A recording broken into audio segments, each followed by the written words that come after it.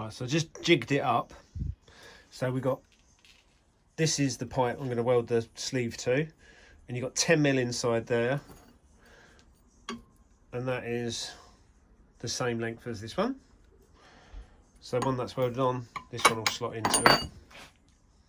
So I'm just going to put a couple of tacks on this and then I can weld it up properly once it's all straight. I'll put some little paper shims in there just to take up the thickness of this steel here.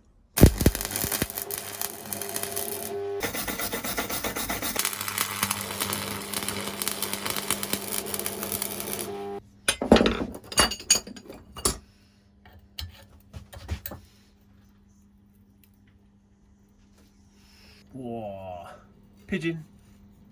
It's straight though, who cares?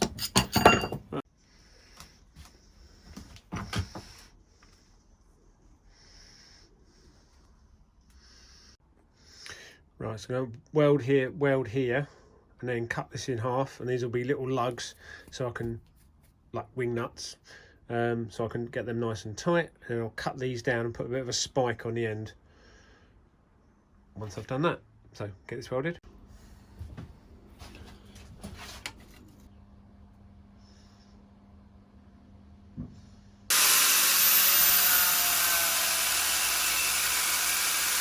About 20mm long.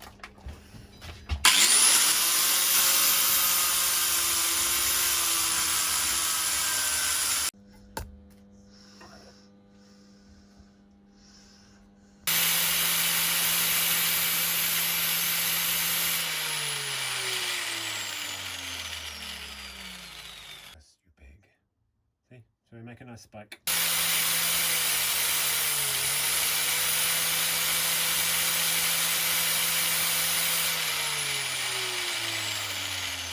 Spike on each end.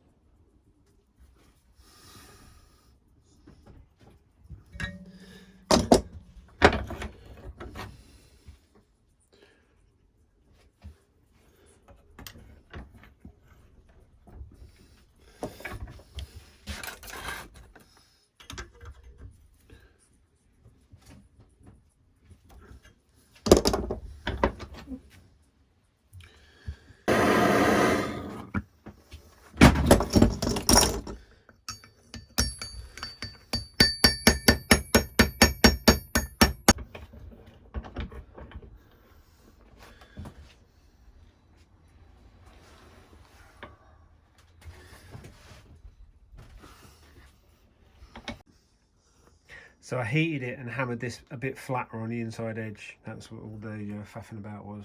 So we've got a toasting fork now. And then once I get a decent weld on here, I can bend these and straighten these and fanny about a bit.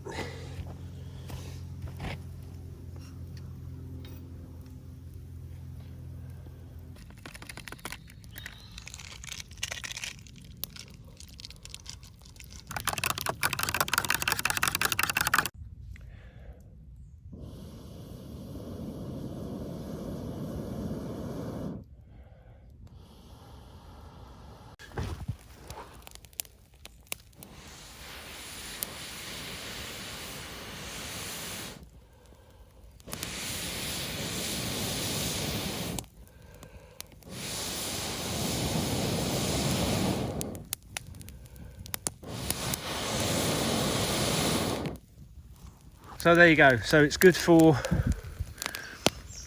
moving stuff around in your fire. It blows really well. I'm really chuffed with that.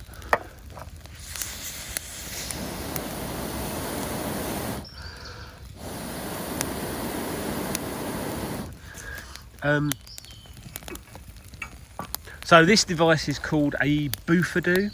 Apparently it's French, and they'd get a long piece of wood and use for blowing into the fire, but wood burns. I've seen these for sale on Amazon for about, they're like 25-30 quid, but they don't pack down. So this is 1 metre long, packs down into 3 parts. It's also a cooking, toasting fork, pot hanger, fire management tool, and it packs down. So I'm well happy on how it works. This would be quite good for like kids at camp. Only thing to worry about, because it is metal, it's going to conduct electricity, conduct heat. So if you leave it in the fire too long, the handle's going to get hot. That's why I made the handle like this, so hopefully it's a bit of a heat sink, so it's not as ridiculously hot. But no, well chuffed.